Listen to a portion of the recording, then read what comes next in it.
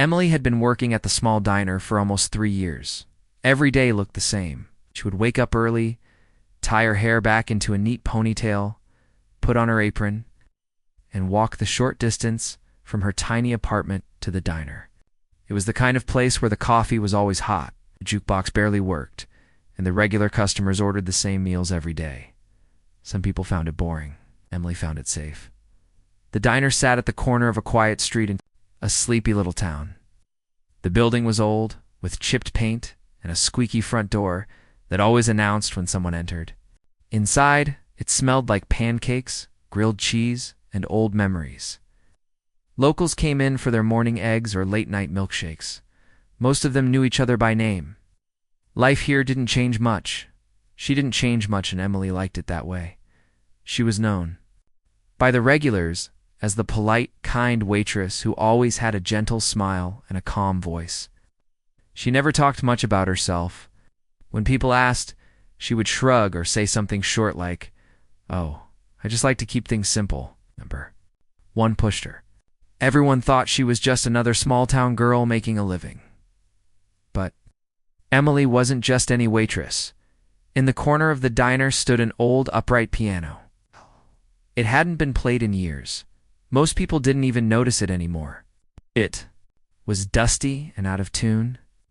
Some of the keys were slightly chipped. Kids sometimes tapped it when they passed by, but no one ever sat down to play, except Emily noticed it.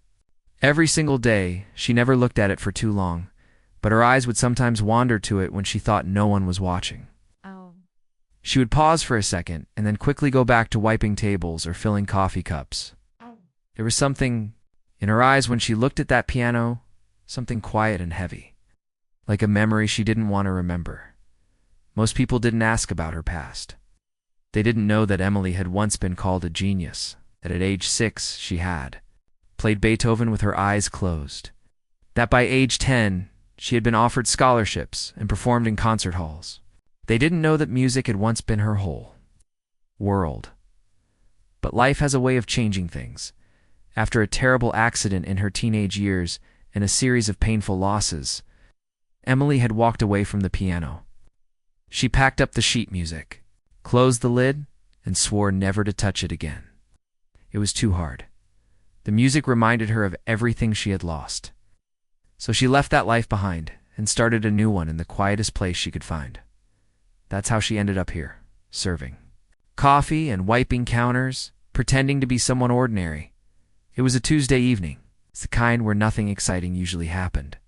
The air outside was cool, and only a few customers were scattered around the diner. A couple of older men sat at the counter drinking coffee and discussing the local baseball team. A teenage couple shared fries in the corner booth, giggling over something on a phone. The radio played soft background music, old love songs, and forgotten pop hits. Emily moved through the diner smoothly, taking orders and topping off drinks.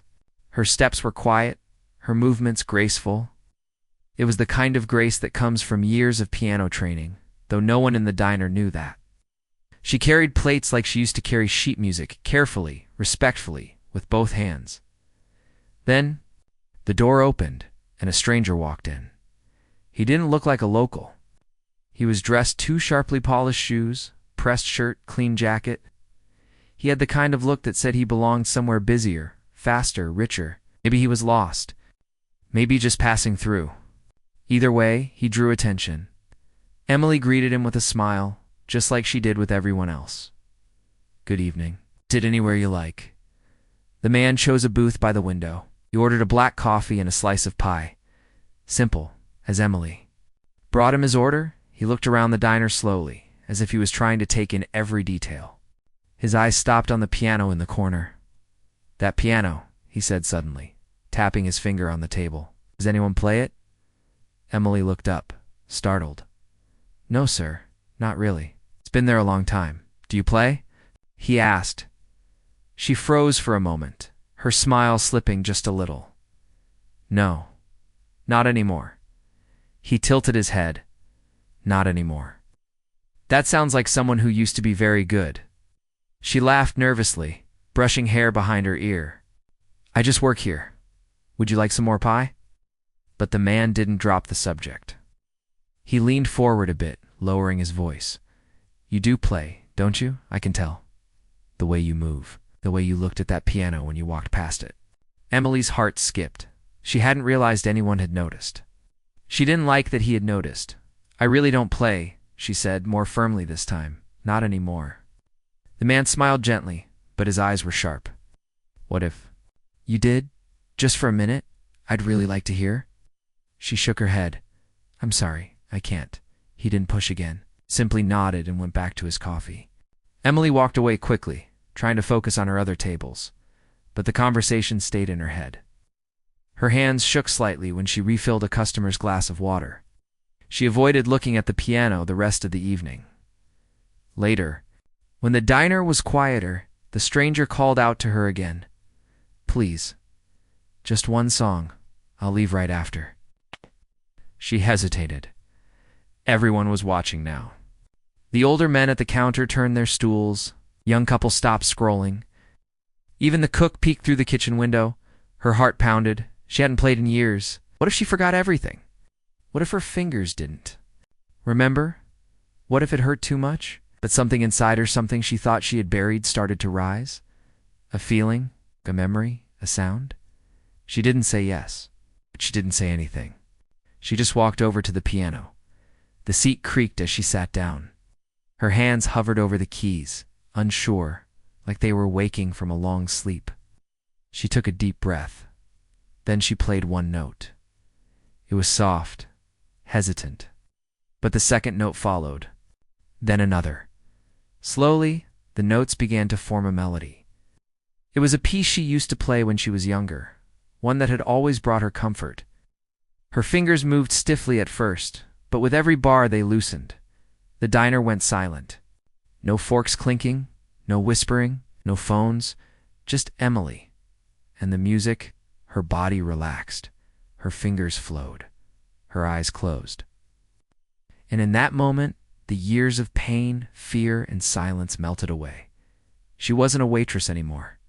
She wasn't a girl hiding from her past. She was Emily the pianist. The night after Emily played the piano, something felt different. The sound of the music still echoed in her ears long after she had gone home. She sat in her small apartment, staring at her hands. They had remembered the music as if no time had passed. For years, she had avoided those keys. She had pushed the memories deep inside, locked them away, told herself that part of her life was over. But now it was like a door had been opened again, and everything she had hidden was starting to come out. She didn't sleep much that night. Her mind kept going back to the man who had asked her to play. There had been something strange about the way he spoke, something serious in his voice. He hadn't just been curious. It felt like he knew something about her, even though they'd never met. She didn't know who he was, but something about him made her feel exposed. The next day, she hoped everything would go back to normal. She put on her uniform and apron, tied her hair like always, and walked to the diner. She told herself that maybe the man had already left town, that the other customers would forget all about her little performance. But the moment she stepped inside, she realized that wasn't going to happen.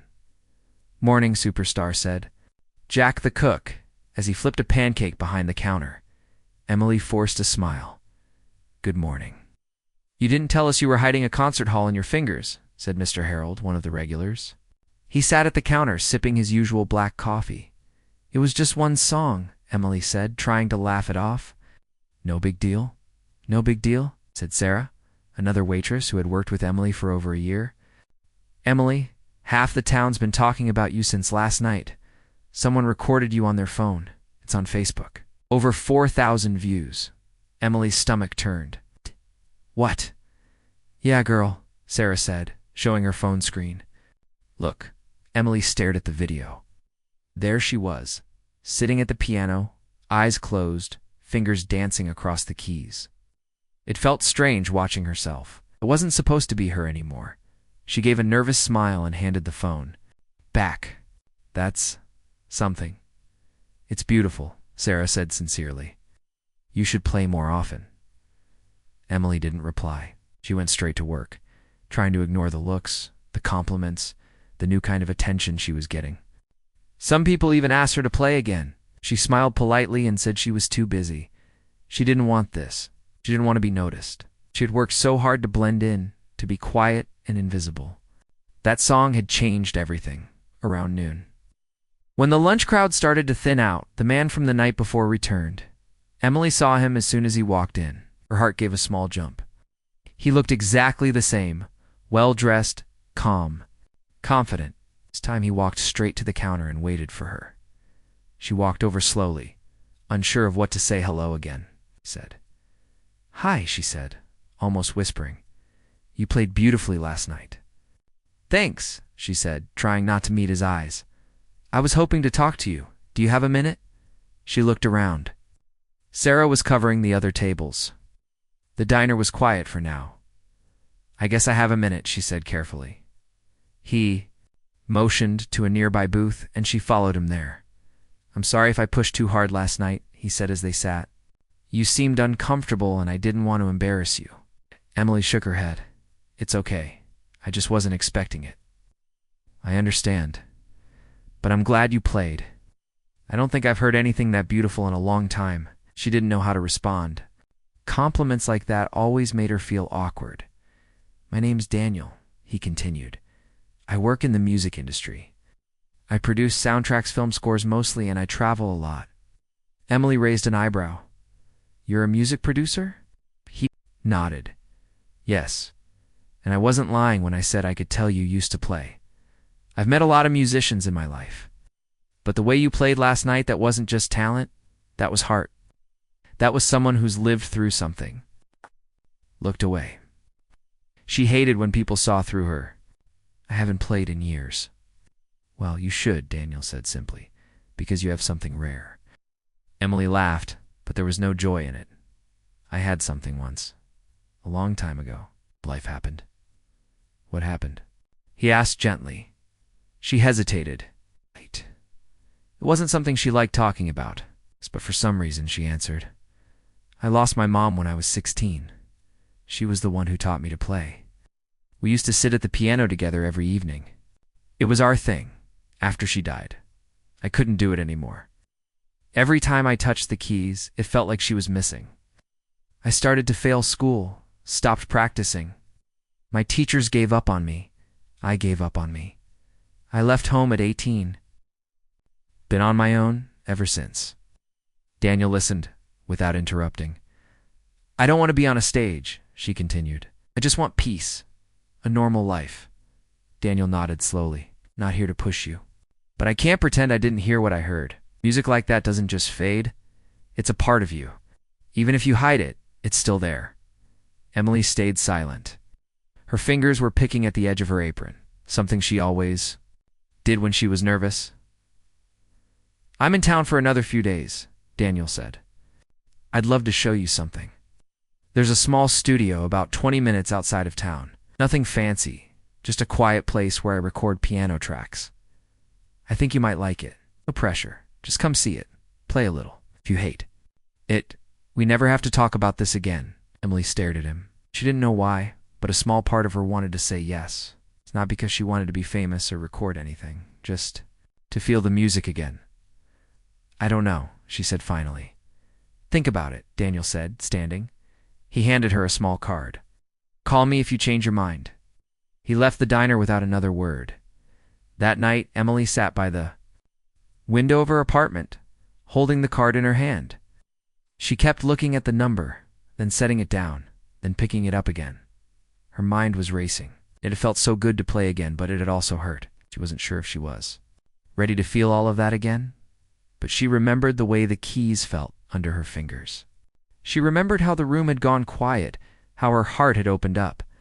Just a little, and something inside her whispered, maybe it's time. She didn't call that night. She didn't call the next day either. But on the third day, she stood outside. The diner in her coat and gloves, staring at the number again.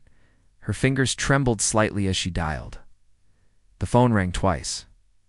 "Hello." Daniel's voice came through the speaker. "It's Emily," she said quietly. "I think I want to see the studio."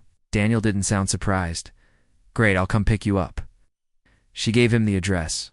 When she hung up, she realized, Her heart was pounding again, but this time it wasn't from fear. It was something else. Hope. The next morning, Emily stood outside her apartment, waiting. She had dressed simple jeans, a soft sweater, and her favorite jacket, but she still felt nervous.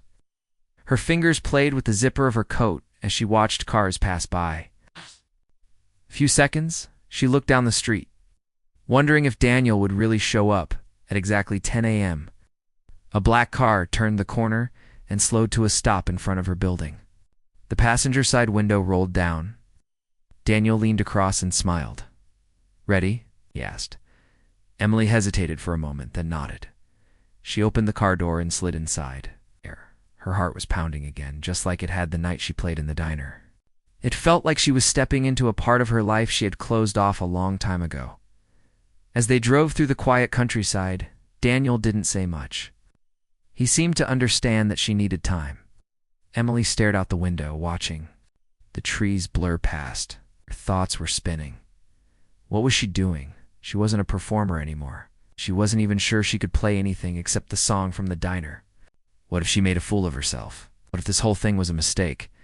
But then she remembered how it felt to play again. How natural it was. How the music had come from a place deep inside her. A place that still existed even after all these years. Daniel turned onto a narrow dirt road. It led to a small building surrounded by tall trees. The studio looked more like a cozy cabin than a music studio. There were no big signs, no flashing lights, just a wooden porch, large windows, and a peaceful quietness all around. "This is it," Daniel said as he parked the car. Not much to look at from the outside, but the sound inside is pure. Emily stepped out and followed him up the porch. He unlocked the door, and they stepped inside. The studio was warm and softly lit. Wooden floors, shelves filled with music equipment, soundproof walls, and in the center of the room a grand piano. Its surface was polished and shining. It sat, like a sleeping giant waiting for someone to wake it up. Emily stared at it, her breath caught in her throat. Daniel walked over and opened the lid. "It's tuned every week," he said. "Feel free to try it out. No pressure. No one's watching but me, and I won't say a word." Emily stepped closer. The piano seemed so familiar, yet so distant. She reached out slowly and ran her fingers over the keys. They felt cool and smooth, just like they always had. Reflection. Looked back at her in the shiny black surface. She sat down quietly. At first she didn't play. She just sat, letting her fingers rest on the keys.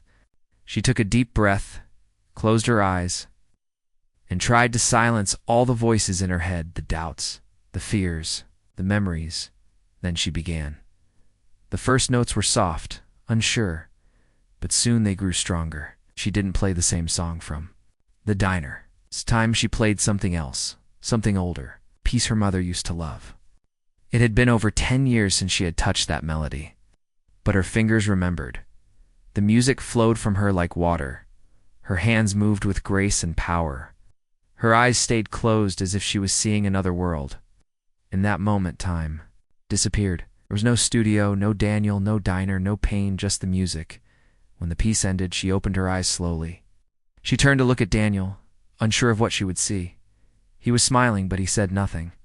He walked over and handed her a tissue. "You okay?" he asked. She hadn't even realized she was crying. She wiped her eyes and nodded. "I didn't think I still had that in me." "You didn't lose it," he said. "You just stopped listening." To it, Emily looked down at the keys. Her hands were still resting there. "I've spent years running from this," she said quietly. "I told myself I wasn't good enough anymore. That it didn't matter, that no one cared. Well, I care," Daniel said. "And I think a lot of people would care if they heard what I just heard." Emily looked up, surprised. "What do you mean?"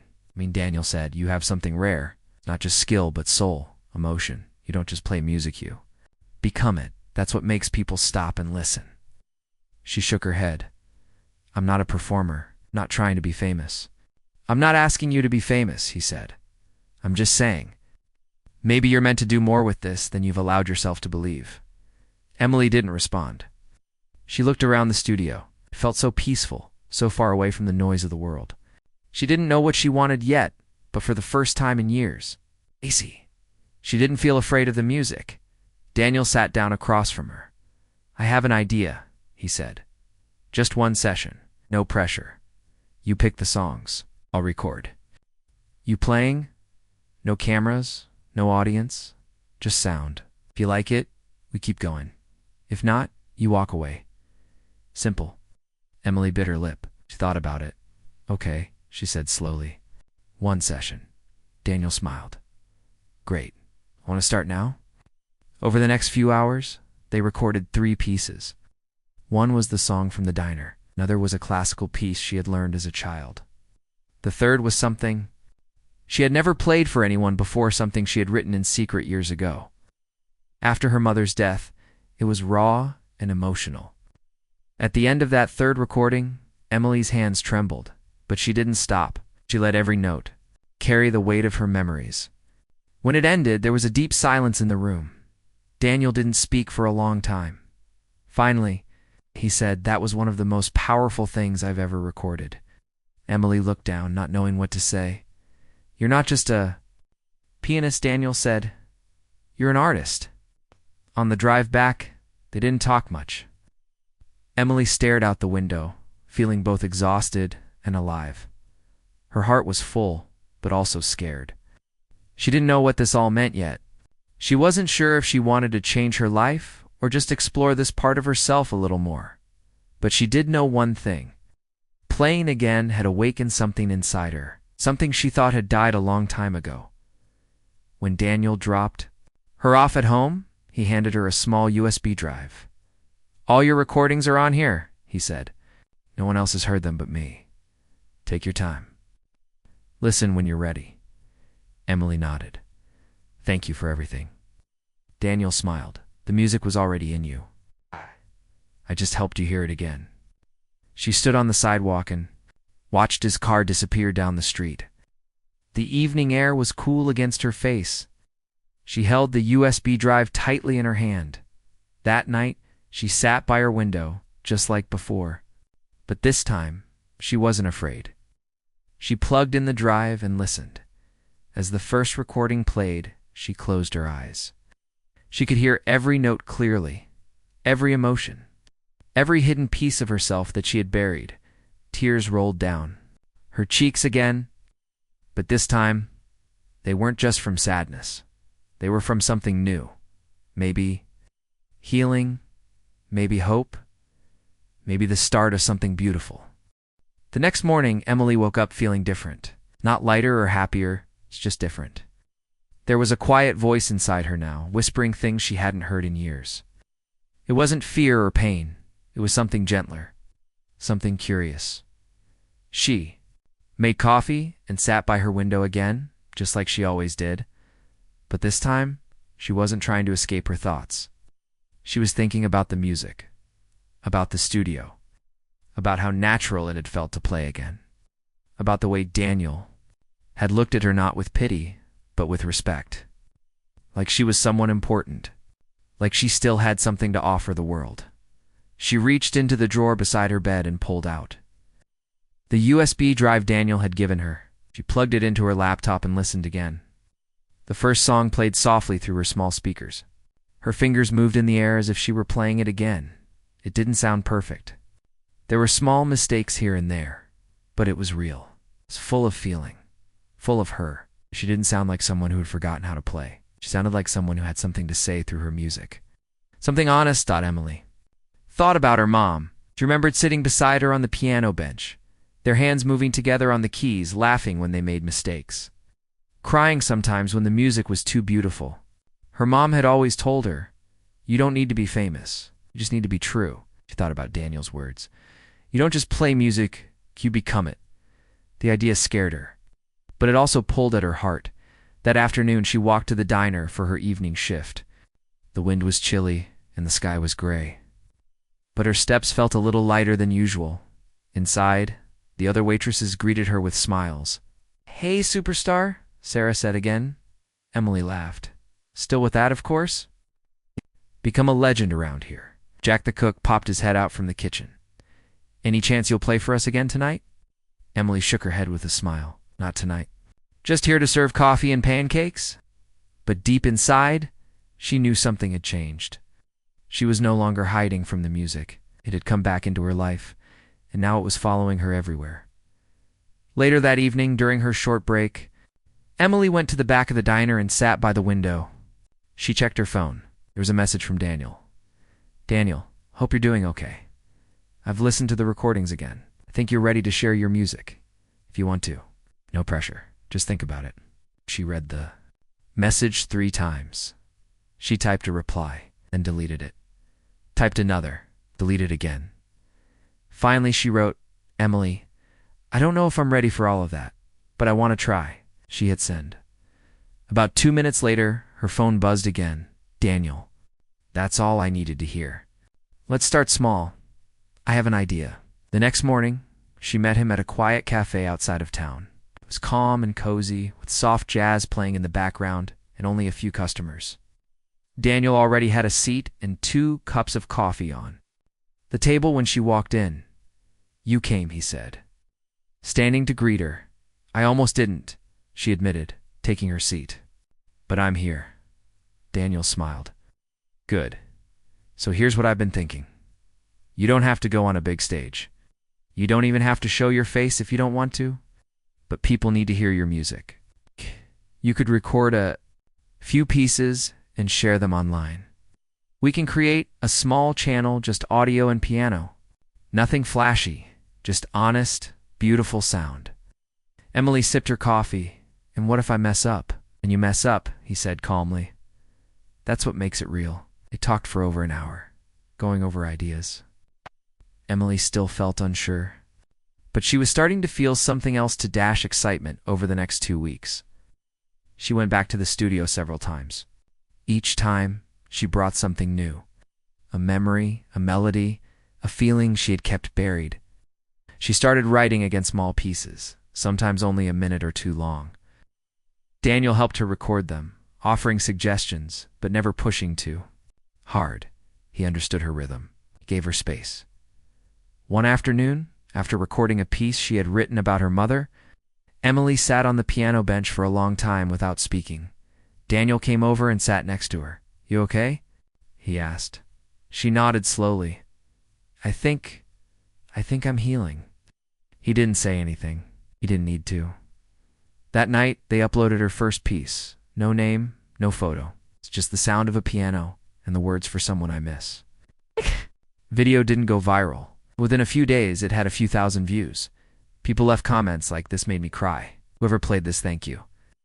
I felt this in my soul." Emily read each comment with tears in her eyes. The first time her music was reaching people again, not because of fame, not because someone forced her, but because she had something real to give. She kept working at the diner. Nothing changed there, but inside, everything was changing. Some nights she'd go home and listen to her recordings again, not to judge them. Just to remind herself of who she was becoming, she started dreaming again, not of big crowds or lights, but of writing more, playing more, healing more. One night after work, she walked past a small community center and heard a group of children laughing inside. She peeked through the window and saw a dusty upright piano in the corner of the room. It wasn't even tuned properly, but something tugged at her heart. The next day, she went inside and spoke to the woman in charge. "Do you ever do music lessons here?" Emily asked. "We'd love to," the woman said. "But we don't have a teacher." Emily looked at the piano again. "I could help," she said softly, "if you want." That weekend, she began teaching a small group of children. Just once. A week, nothing big. But it filled her with joy. Watching them discover notes, smile when they got it right, frown when they didn't, it reminded her of who she used to be, who she could still be. Daniel kept helping her record. Over time, she posted more music online. Each piece had a name, nouns like rain on the window. Mom's favorite song, A Quiet Heart. More people started listening. Some asked who she was, but she didn't say. She didn't need to. Her music was speaking for her. One day, Sarah from the diner asked, Are you ever going to tell people that it's you playing those songs online? Emily smiled. Maybe someday. That night, she played the piano in the studio and wrote something new. It wasn't sad. It wasn't angry. It was soft, gentle, peaceful. She named it Finding My Way Back. As she finished playing, she looked at Daniel. Do you think I'll ever be brave enough to perform live again? She asked. Daniel nodded. You're already brave, Emily. Just playing again was the bravest thing. She looked at the piano, then at him. I want to try, she said. Daniel smiled. Then let's do it. The evening was quiet as Emily stood behind the stage curtain, her hands trembling slightly. The small concert hall was dimly lit, filled with soft chatter from the audience. There were no big cameras, no posters with her name, no famous guests, just regular people, sitting in chairs, waiting. Most of them didn't even know who they had come to hear. The event was simply titled, An Evening of Piano. Daniel stood beside her, calm as ever. He placed a gentle hand on her shoulder. You're not here to impress anyone, he said. You're here to share what's already inside you. Emily nodded slowly, her heart beating faster than ever. She had agreed to do this 2 weeks ago after Daniel suggested a small local show. Just one night, one piano. One chance to see how it felt. At first she had laughed at the idea. She hadn't performed on stage in years. But something inside her had whispered, try. So she had practiced. Every night. She chose 5 pieces, 3 she had written herself, 2 that reminded her of her mother. And now, here she was, standing behind a curtain, ready to face something she thought she had lost forever. A woman's voice from the front of the hall, spoken to a microphone. Ladies and gentlemen, thank you for being with us tonight. We invite you to enjoy an evening of simple, soulful music. No names, no introductions, just pure sound from the heart. Please welcome our pianist. The crowd clapped softly. The curtain opened. Emily stepped forward. She walked slowly to the piano in the center of the stage. The light above her was warm but not too bright. She could only see the first row of faces, older couples, young parents, a few teenagers, and in the front row, she blinked in surprise. Her co-workers from the diner were there: Sarah, Jack the cook, even old Mr. Bill, who came in every Thursday. They were smiling at her, their eyes wide with pride. She sat down on the bench. For a moment, she stared at the keys. Her breath was shaky. Her palms were sweating. Her mind started to race with fear. What if I mess up?